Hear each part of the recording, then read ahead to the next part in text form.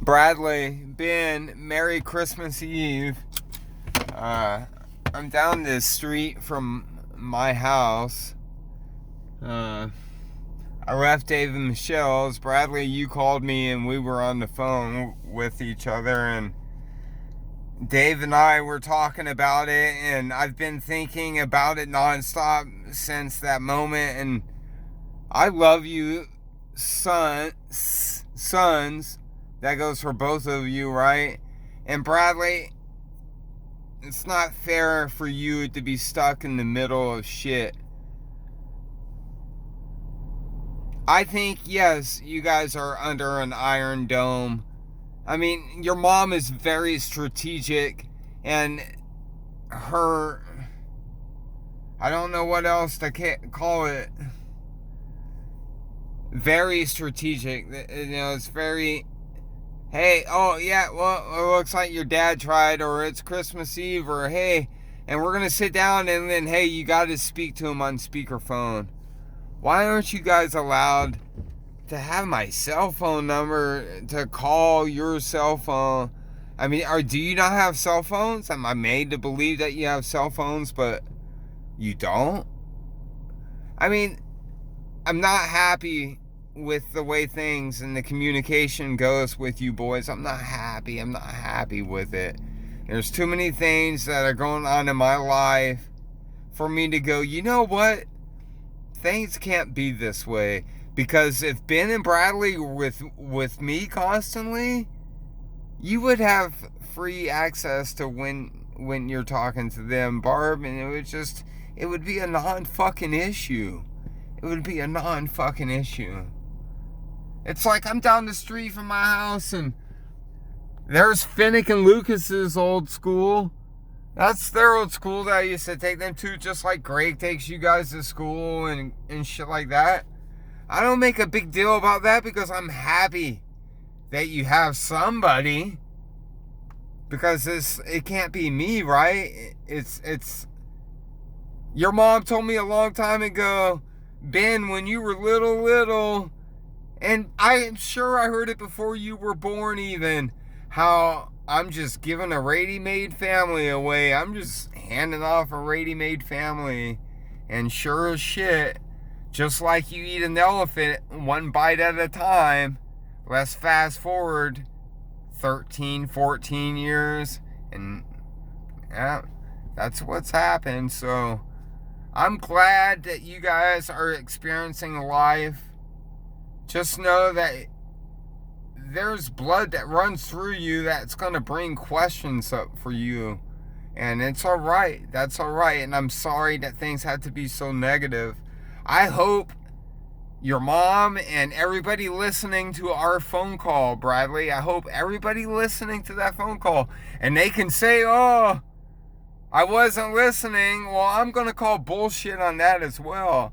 Because, I mean, I had to have that conversation in front of my buddy and his wife and their kids. I stopped by there to give them a Christmas card and to say thanks for being such good friends all year long. Enjoy your little outing to go get shakes and whatnot at In-N-Out because it's a family tradition. I'm sorry, boys, that our family tradition is being on the phone under the Iron Dome that is presented for you at home. And I just don't know. I mean, good job, Barb, on eating the elephant one bite at a time, because whatever, this is going to make me the worst person in the world, and that's what I'm so tired of happening with you boys. It's just your dad getting to the end of his rope, and all of a sudden he's a bad person for just questioning why the hell things have been like this. Autumn and her boys are gone, and all those boys wanted to be is your best friends. And to Finnick and Lucas, if you're out there, Merry Christmas to you. Merry Christmas to you. And thanks for always, especially over the last 3 or 4 years, especially dealing with me missing Ben and Bradley and asking myself, you know what, it's not cool. And I understand that, Ben, you had beef with Autumn. I understand. But it went a lot further for some reason. I think it was maybe seasoning to the elephant. Your grandma would not be happy with the way things are working out, boys. And Barb, I'm calling it now. One day I would like to get that angel doll back from you. And I know you had it sitting on your dresser and everything. And if anything ever happened to me, I wanted to ensure that the boys got it. But you know what? My mom would not be very happy with the way things are going. And it just leads me to believe if she's happy at all right now with where she's sitting. So I get spoke to a lot by your grandma, and you know what? Take it where you will because of the dome. But yes, your grandma's with you guys. I know she is.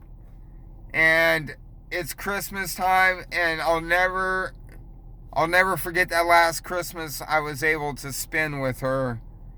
And then her passing away on January 6th, which is going to be here before we know it. And then coming home to your mama back then saying, you know what? I'm going to have me some kids. I'm going to have some boys. I feel it. I'm going to have some boys. And then years later, Ben, you came into the world early. And that's a whole story I wish that you and I could talk about. I love you, boys. I gotta go. My battery's about to die, I'm sure. I just wanted to make contact with you, Bradley, and go. That the way we had to talk on the phone. I'm sorry. I said what I said because I was hearing the things that I heard, and it's like, why don't we ever ask yourself that? Why can't we just talk without just shit flying all around you? I love you boys so damn much, and I miss you so damn much, and, you know, I mean, we could, just whatever. It is what it is, right? Life, you play with the cards that are dealt to you. I got my Holiday Hater shirt on. It's the Grinch, and it says Holiday Hater, because I am.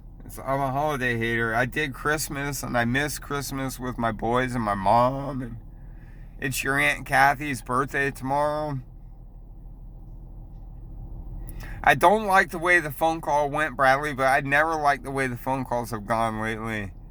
I can't let it go into 2022 being that way. There is this regime that has been built.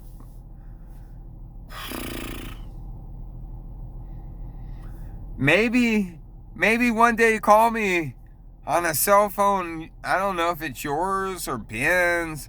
Without just, I mean, what the heck?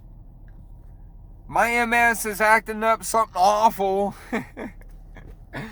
and I miss my boys. I love you. I hope you're having an awesome Christmas.